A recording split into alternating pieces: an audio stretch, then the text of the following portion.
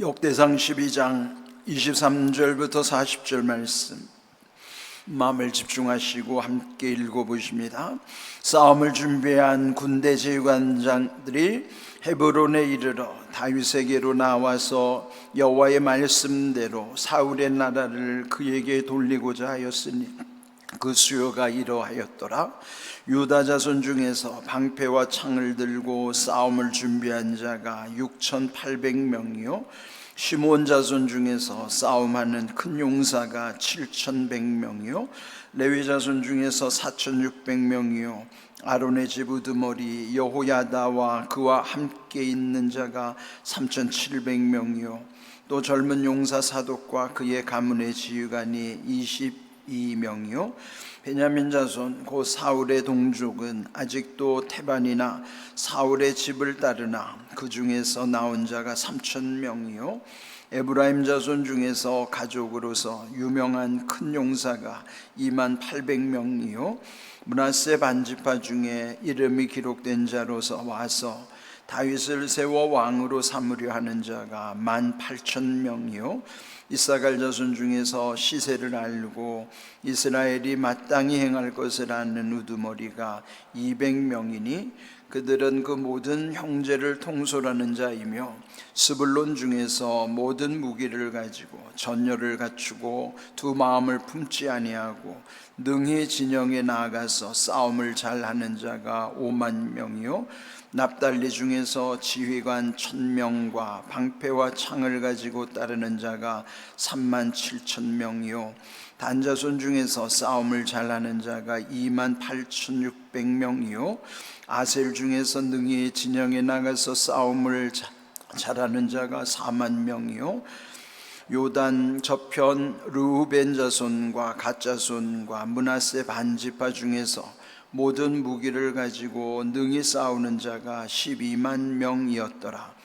이 모든 군사가 전열을 갖추고 다 성심으로 헤브론에 이르러 다윗을 온 이스라엘 왕으로 삼고자 하고 또 이스라엘의 남은 자도 다 한 마음으로 다윗을 왕으로 삼고자 하여 무리가 거기서 다윗과 함께 사흘을 지내며 먹고 마셨으니 이는 그들의 형제가 이미 식물을 준비하였음이며 또 그들의 근처에 있는 자로부터 이사갈과 스불론과 납달리까지도 나귀와 낙타와 노새와 소에다 음식을 많이 실어왔으니 곧 밀가루 과자와 무화과 과자와 건포도와 포도주와 기름이요 소와 양도 많이 가져왔으니 이는 이스라엘 가운데에 기쁨이 있음이었더라. 아멘. 열왕기상 12장에서는 다윗을 돕는 자들, 그래서 이 12장 전반부에서는 이제 특별히 다윗과 좀 불편한 관계에 있다 하더라도 그 중에서는 다윗을 죽이려고 했던 현재 왕이었던 그 사울이 속한 지파가 베냐민 지파잖아요. 그런데도 그 베냐민 지파에서도 일부가 다윗을 돕고자 찾아왔고 또 멀리서는 요단 강 건너에 있던 갓 사람들 중에서도 찾아온 이들이 있었다 그랬어요. 그런데 그들을 처음에는 믿을 수 없으니 다윗이 그들에게 하나님의 이름으로 그 모든 것을 아주 솔직하게 자기의 것을 내어놓는 것입니다. 이미 앞에서 본 대로 17절에 그들을 맞이하면서 만일 너희가 평화로이 내게 와서 나를 돕고자 하면 내 마음이 너희 마음과 하나가 되려니와 만일 너희가 나를 속여 대적에게 넘기고자 하면 내 손에 불의함이 없으니 우리 조상들의 하나님이 감찰하시고 책망하시기를 원하노라. 그래서 아주 그가 자기에게 하나님과는 거리낌이 없기 때문에 만일 진실함으로 나를 찾아온 것이 아니라 나를 속이고자 함이라면 하나님이 개입하실 것이다. 감찰하신 하나님께서 책망하실 것이다. 이제 그때의 18절에 보면은 성령께서 아마새를 감싸셨다 그랬어요. 근데 여기 보면은 다윗이 하나님과 함께 한다는 그 표적, 증거로서 성령이 역사하심을 보여주시는 거예요. 성령이 그 찾아온 우두머리 중 한 사람인 아마셀을 감싸셨다. 이제 그렇게 해서 결국은 이제 서로 그들이 한 마음이 된 것이고요. 이제 오늘 23절부터 읽었던 이 말씀은 그로 인하여 결국은 이스라엘의 12지파들이 다 연합을 하게 되는 내용이에요. 오늘 읽은 23절도 보면은 싸움을 준비한 군대 지휘관들이 헤브론에 이르러, 헤브론은 다윗이 이제 예루살렘 도성으로 옮겨가기 직전에 이제 그때 초기에 다스렸던 곳이 헤브론이었어요. 헤브론에서 7년을 왕으로서 지냈지만은 그렇다고 해서 온전하지는 못했습니다. 그러니까 자기가 속한 유다 지파를 중심으로만이 거의 왕으로서의 기능을 했지 전체 12지파의 마음을 얻기에는 아직 미흡했어요. 그런데 여기 23절을 보면은 그 헤브론으로 이제 이런 그 지휘관들이 이제 찾아왔다 그런 것이죠. 그러면서 다윗에게 와서 말하기를 여호와의 말씀대로 사울의 나라를 그에게 돌리고자 하였으니 그 수요가 이러하였더라. 여기 중요한 것은 하나님이 말씀대로 이루셨다 하는 거예요. 이 원칙은 오늘 우리에게도 그대로 적용이 되는 거예요. 구약뿐만 아니라 또 신약의 약속하신 말씀, 그리고 오늘 살아가는 우리에게도 성경이 왜 진리인가, 하나님이 말씀하신 그 약속이 여전히 유효하기 때문에, 그래서 하나님은 말씀대로 이루시는 하나님, 말씀대로 이루시는 은혜와 복을 누리게 하시는 하나님. 그래서 여기 지금 다윗을 처음에 돕는 이들, 그래서 이제는 점점 12지파까지도 다윗과 함께 힘을 모으는 과정, 그는 결국은 하나님이 말씀하신 대로 이루어진 것이다 하는 거예요. 그러면서 여기에 그 수요가 이러하더라 하면서 12지파 이름이 쭉 거명되고요. 오늘 거기 보면은 각각 그 지파마다 몇 명이었더라. 그런데 이제 여기 전체 숫자를 합쳐보면은 그 총 수가 34만 822명이에요. 34만 명이 넘는 다윗을 돕는 용사들이 합세해 주는 것이죠. 예전에는 유다 지파 중심으로 베냐민 지파 일부였지만은 이제는 모든 지파가 함께하는 이런 어마어마한 장엄한 일을 여기서 이제 말씀하는 거예요. 특별히 29절에 보면은 베냐민 자손, 그는 사울의 동족이라 그랬어요. 사울은 다윗 직전의 왕이었던, 그러면 아무래도 사울이 속한 베냐민 지파는 사울의 편을 들지 다윗 편 들기가 어렵죠. 그럼에도 불구하고 여기 29절 그 사울의 동족인 베냐민 자손 중에 아직도 태반이나 사울을 따르지만은, 사울의 집을 따르지만은 그 중에서 나온 자가 3,000명이라. 그러니까 베냐민에 속한 다윗을 돕는 자들이 여전히 다수이기는 해도 3,000명이나 되는 적지 않은 숫자가 다윗을 따르고 있다 하는 거예요. 근데 이 사실도 굉장히 중요하죠. 또 멀리 있는 이사갈 지파 32절을 보면은 여기 이제 이사갈 지파는 또 여기 32절 뭐라고 표현되는가 하면 시세를 알고 이스라엘이 마땅히 행할 것을 아는 우두머리가 200명이니 그들은 모든 형제를 통솔하는 자들이라. 시세를 안다는 건 시대의 형편, 그 시대의 흐름을 분별할 줄 아는 거예요. 통찰력 있는 사람들, 시세를 분별할 줄 아는 그 지도자들도 다윗을 돕는 자였다. 33절에도 보면 스불론 중에서 모든 무기를 가지고 전열을 갖추고 두 마음을 품지 아니하고 능히 진영에 나아가서 싸움을 잘하는 자 5만 명도 함께했더라. 여기 이제 전열을 갖춘다고 하는 것은 여기 사람이 많을수록 사실은 하나가 되는 것은 더 어렵죠. 소수가 하나 되기도 어려운데 다수가 하나 되는 것은 사실 더 어렵죠. 더군다나 12지파가 하나 된다고 하는 것은 그건 정말로 어려운 거예요. 그런데 전열을 갖추었다 하는 것은 흐트러짐이 없다는 것이죠. 또 이들은 용사로서 전쟁에 나간다 그러면은 그 명령에 아주 일사불란하게 따라줘야 되는 거예요.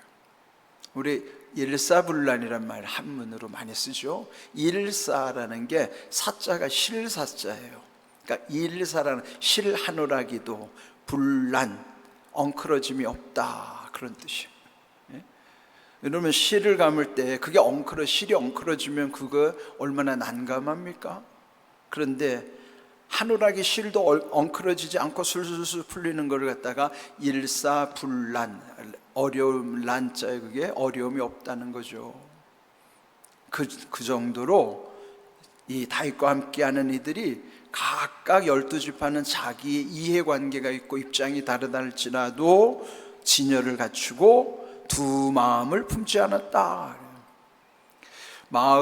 사람들 마음이 하나 되기가 어렵죠. 그런데도 이렇게 두 마음을 품지 않았다는 것이 결국은 사람이 할 수 없는 것은 하나님이 하게 하실 때 그것을 은혜라고 하는 거예요. 하나님의 은혜가 있으니 결국 이들이 다 입장이 다르다 할지라도 전열을 갖추고 일사불란하게 움직일 수 있는 비결, 두 마음을 품지 않았고 그들은 또 싸움을 잘하는 용사들임을 여기서 언급하고 있는 것입니다. 또 여기 또 37절을 보시면은 요단 저편, 지금 이들이 머무르고 있는 가나안 땅에서 보면은 요단강 저편은 요단 동편 땅이에요. 그들은 요단 서편에 있기 때문에 요단강 건너편에 있는 요단 동편에 거기에 두 지파 반이 그 땅을 분배받았잖아요. 여기 표현된 대로 루벤 지파, 갓 지파, 므낫세 지파 중에는 절반, 그래서 두 지파 반인 거예요. 이 루벤, 갓, 므낫세 중에 반 지파마저도 다윗을 돕고자 요단강을 건너온 거예요. 강을 건넌다고 하는 것은 그것도 쉬운 일이 아니잖아요. 그런데 다윗을 돕고자 하는 그런 마음 가지고 이들이 다 합세했다 하는 것입니다. 그들을 일컫기를 그들 모든 무기를 가지고 능히 싸우는 자가 12만 명이다. 요단 동편에서 온 군사들도 12만 명이 그 엄청난 것이죠. 전체 34만 중에 12만이라면 그는 거의 3분의 1 엄청난 병사들이 이 다윗과 함께했다 하는 거예요. 또 38절, 이 모든 군사가 이제 12지파 전체를 아우르면서 또 전열을 갖추고 다 성심으로 헤브론에 이르러 다윗을 온 이스라엘 왕으로 삼고자 하고 또 이스라엘의 남은 자도 다 한 마음으로 다윗을 왕으로 삼고자 했다. 헤브론에서는 유다 지파 중심으로서의 왕구실을 받게 못했지만은 이제는 전체 12지파가 한 마음이 되어서 그들의 왕으로 추대하고자 하는 거예요. 그러니까 이제는 온전한 왕이 된 것이죠. 그렇게 해서 여기 표현대로 전열을 갖추었을 뿐만 아니라 다 성심으로, 여기 한문으로 성이라는 이룰 성자예요. 이 정성성자. 그러니까 성심할 때 그 정성스러운 마음이라는 의미이기도 하지만은 한문으로 이 정성이라는 표현이 구약의 원어로 보면 이게 샬롬에 해당하는 뜻이에요. 그러니까 샬롬의 마음, 하나님이 주시는 평강, 그 샬롬, 그 성심으로 이들이 다 한 마음이 되었다 하는 것이죠. 한 마음이 되는, 앞에서도 두 마음을 품지 않았다는 것은 결국 한 마음이 되었다 하는 거예요. 무슨 일 하든지 중요한 것은 하나 되는 것이죠. 하나 된다고 하는 것은 각자가 다 형편이 다르다 하더라도 하나가 될 수 있는 비결은요, 자기를 주장한다고 하면 그거는 불가능합니다. 서로 우리는 다 다르잖아요. 가정에서는 부부도 서로 다른데, 그래서 부부싸움을 하는데, 그렇다면은 다른 입장이 하나 되려면요, 서로 자기들끼리 마주보면은 그 서로 다름을 해결할 수 없어요. 시선을 각자 자기들을 바라보는 시선을 한 곳으로 모아야 되는 거예요. 그 한 곳이 어딜까요? 주님을 바라봐야 된다. 예? 서로 마주보면은 좋을 때는 좋은데 다를 때는 결국 싸울 수밖에 없어요. 이럴 때 이것을 이길 수 있는 길은 모두가 시선을 예수님을 향하는 거예요. 예수님을 바라볼 때만이 하나 될 수 있는 비결이란 말이죠. 여기 이 다윗과 12지파가 연합할 수 있었던 비결도 결국은 성심이라는 거예요. 샬롬의 마음, 하나님이 주신 평강의 마음으로 그들이 하나가 되고 결국은 다 한 마음으로 다윗을 왕으로 추대했다. 근데 여기서 이 역대기에서 알려주는 것이 결국 다윗은 하나님이 세우신 왕이라는 것을 강조하고자 하는 것이에요. 이미 앞에서도 본 것이 23절 여호와의 말씀대로 이루시는 것이다. 그리고 그 앞에서 또 알려준 것처럼 또 성령이 아마새를 감싸고 있으므로 그들도 다윗과 마음이 연결된 것처럼 결국 여기서 하나님의 말씀대로 이루시는 것은 성령의 역사 속에서 이루어지는 것이고 그럴 때 다 한 마음이 되는 비결을 말씀하는 것입니다. 결국 이로 인하여 39절 그들이 다윗과 함께 사흘을 지내면서 먹고 마셨다. 그런 사흘 동안을 잔치를 벌이는 거예요. 그런데 그 잔치에 들어가는 모든 식물을 형제들이 다 준비해 왔다는 것이죠. 40절 그들의 근처에 있는 자로부터 이사갈, 스불론, 납달리까지도 근처란 가까운 곳에 있는 자들로부터 이사갈, 스불론, 납달리는 저 북단에 있는 멀리 사는 지파들이에요. 그거를 가까운 곳에서부터 멀리, 우리가 흔히 말하면 원근각처라고 그러잖아요. 원 멀리 있고 근 가까이 있고 각처 여러 지역이 다르다 할지라도 지금 여기 12지파가 전국에 산지에 있지만은 다윗을 왕으로 추대하기 위해서 다들 음식을 바리바리 싸가지고 와서 잔치를 벌이는 거예요. 그런 모든 이 아름다운 결과를 이제 여기서 40절 끝에 보면요, 결국 이는 이스라엘 가운데 기쁨이 있음이었더라. 예전 성경, 개역 성경에는 이스라엘 가운데 희락이 있음이었더라. 희락이라는 것이 물론 한문이고 기쁨은 순우리말이지만 저는 희락이 훨씬 더 마음에 들어요. 왜냐하면 희가 기쁨이고 락은 즐거움이거든요. 기쁨과 즐거움이 같은 것 같지만 사실은 달라요. 기쁨이라는 것은 뭔가 기뻐할 조건이 있을 때 느끼는 감정의 기쁨이라는 것은 기쁨이라는 것이지만 즐거움이라는 것은 꼭 그런 환경이 주어지지도 않았음에도 내가 스스로 그를 즐기는 거예요. 그게 락이에요. 즐기는 거예요. 예? 뭐 운동은 내가 즐기다 보니까 기쁨이 오는 거예요.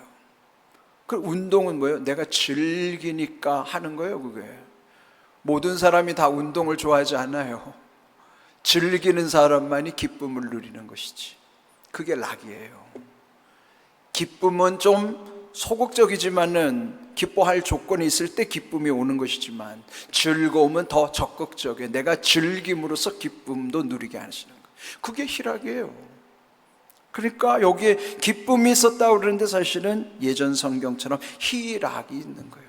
기쁨도 즐거움도 거기 함께 어우러지게 특정인만이 아니라 모두가 함께 할 수 있었던 것, 그렇게 할 수 있었던 것이 결국은 하나님의 말씀대로 성령의 역사하심 속에서 그들이 하나가 되게 하시는 것이다 하는 것이죠. 이것이 오늘 우리의 공동체 속에서도 그 비결인 것이에요. 이 바울 사도도요, 에베소 교회 편지하면서 이 귀한 원리를 설명하는 내용이 나와요. 에베소 4장 3절 함께 읽어봅니다. 평안에 매는 줄로 성령이 하나 되게 하신 것을 힘써 지키라. 명령이죠. 힘써 지켜야 하는 것은 우리의 의지, 순종해야 되는 것인데 그 원리는 어디에 있는가? 거기는 바로 성령께서 하나가 되게 하심으로, 성령이 하나 되게 하실 때 평안이 매는 줄, 샬롬으로 결속시켜 주는 거예요. 묶어주시는 거예요. 예? 그러니까 묶어주시니까 하나가 되는 거란 말이죠. 평안에 매는 줄로 성령이 하나 되게 하신 것 어떻게 하라고요? 힘써 지키라. 그 누가 해야 돼요? 우리가 해야 되고 내가 해야 되는 거예요. 명령하신 거는 가만히 있어서 되는 게 아니고 순종해야 되는 거예요. 예? 우리는 힘써 지켜야 하는 의무가 있어요. 그를 순종할 때에 이 약속, 이 원리대로 성령의 역사신 가운데 샬롬으로 우리를 묶어주시는 거예요. 그럴 때 하나가 되는 것입니다. 오늘 다윗이 왕이 전체 지파의 왕이 되는 과정에서의 비결일 뿐만 아니라 다윗이 에베소 교회의 이 원리를 설명하고 오늘 우리의 가정과 교회에서도 평안에 매는 줄로 하나가 되기 위해서는 성령이 하나 되게 하신 것을 힘써 지키는 순종이 우리에게 필요하다는 거예요. 이런 귀한 은혜를 여러분도 순종함으로써 누릴 수 있기를 주님의 이름으로 축복합니다. 아멘.